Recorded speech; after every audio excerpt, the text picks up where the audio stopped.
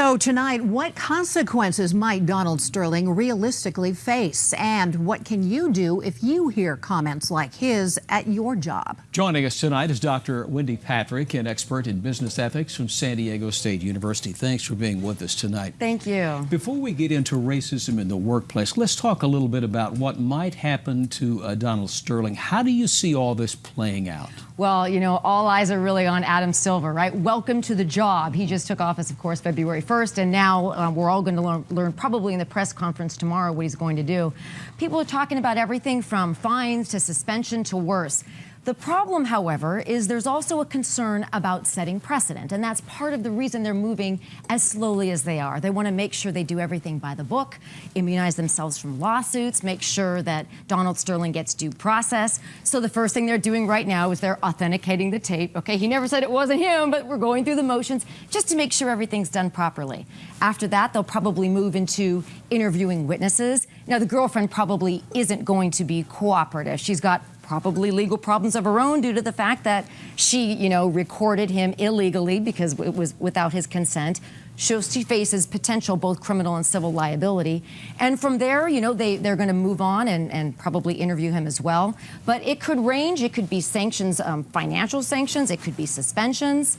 And remember, the NBA bylaws are confidential, so we're probably going to have to wait to hear from Mr. Silver as to exactly what they're planning on doing. Well, we do know that he's been fined before, 30 years ago, for taking the Clippers from San Diego to L.A. without the league's knowledge, or permission, I should say. A drop in the bucket, being a billionaire or whatever. $1.9 billion is what they say he's worth. Exactly. What about the NBA's culpability in all of this? They have known about his gross behavior for years, from lawsuits with other women, players, coaches.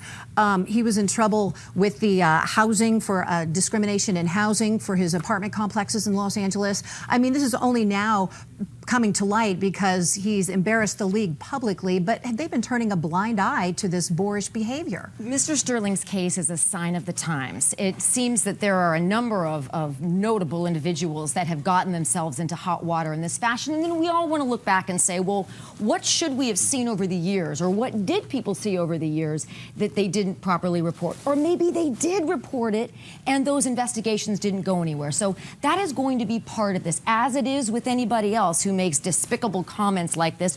We all want to know, you know, is this somebody that has been speaking like this, and, you know, what was done in the past? So that's all part of this investigation. And that, by the way, is what a lot of people are calling for to be done right about now, is let's have a look at, you know, historically, what else has he said and why wasn't it brought to our attention earlier? Of course, all of this has turned the spotlight on the workplace. So what steps should you take if you hear racist remarks or comments or slurs in the workplace? What's the first thing someone should do? Well, people want these things to be reported, and, you know, just like we want sexual harassment to be reported, because there's zero tolerance for these types of comments.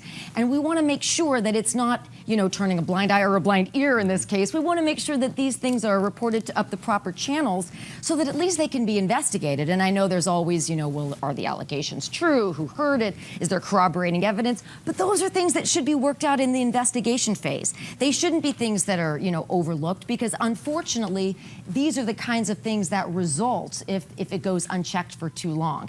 And I think we're all really sensitive to that nowadays, but we keep being reminded of how important that is. I mean, look at this case. Who wants to go and play for a man like this nowadays? Right. It's going to affect, you know, attracting talent to the team in the same way it's going to affect attracting talent to a workplace where managers and supervisors engage in this kind of conduct. And it's really a shame, because all these young men have spent their lives to getting to this point, and now this has happened. So we'll learn more tomorrow. We sure will. All right. Thanks Thanks a lot for being with you. us tonight. Wendy.